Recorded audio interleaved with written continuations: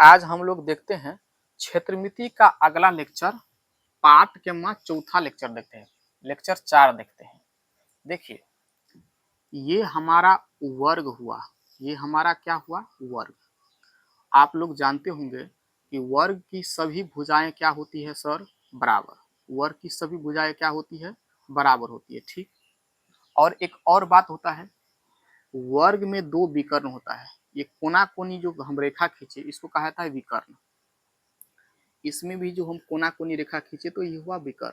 तो वर्ग के विकर्ण एक दूसरे को समकोण पर समद्विभाजित करती है। क्या करती है, एक दूसरे को समकोण पर समद्विभाजित करती है। यानी ये और ये दोनों बराबर होगा, ये और ये दोनों बराबर होगा, आपस में ये चारों बराबर होगा, चारों भुजा भी आपस में बराबर होगा। और ये विकर्ण का जो खुंडी खुंडी वाला भाग दिखाई दे रहा है ये भी बराबर होगा। ये वर्ग का गुण है, बात समझ पाते हैं, ये वर्ग का गुण है, ठीक।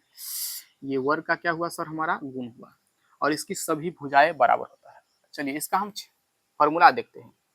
वर्ग का क्षेत्रफल क्या होता है, तो वर्ग का क्षेत्रफल होता है भुजा स्क्वायर। आप लोग जानते होंगे भुजा स्क्वायर क्या होता है, भुजा स्क्वायर। यदि मान लेते हैं हम भुजा को ए मान ले, भुजा को क्या मान ले, ए मान ले, तो भुजा स्क्वायर ए स्क्वायर भी हम लिख सकते हैं। बात समझे। एक और फॉर्मूला होता है वर्ग के क्षेत्रफल का, वर्ग के क्षेत्रफल ये होता है डी स्क्वायर बट्टा 2। क्या होता है, डी स्क्वायर बट्टा 2। बात समझ पाते हैं, डी स्क्वायर, डी का मतलब हुआ विकर्ण का स्क्वायर, विकर्ण स्क्वायर अब बट्टा क्या 2। बात समझ पाते हैं।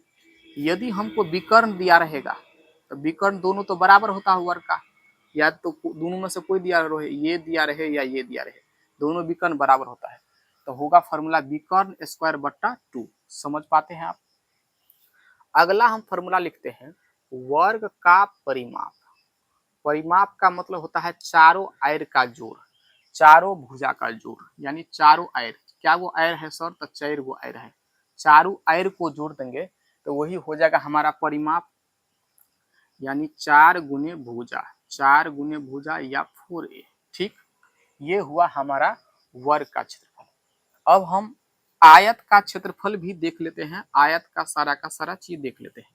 देखिए आयत में खास बात होता है कि इसमें आमने सामने की भुजा बराबर होता है। क्या होता है सर, आमने सामने की भुजा बराबर, ये इसके बराबर होगा, ये इसके बराबर होगा। दूसरा बात, इसके विकर्ण बराबर होता है। विकर्ण क्या होता है, बराबर होता है, विकर्ण इसका बराबर होता है।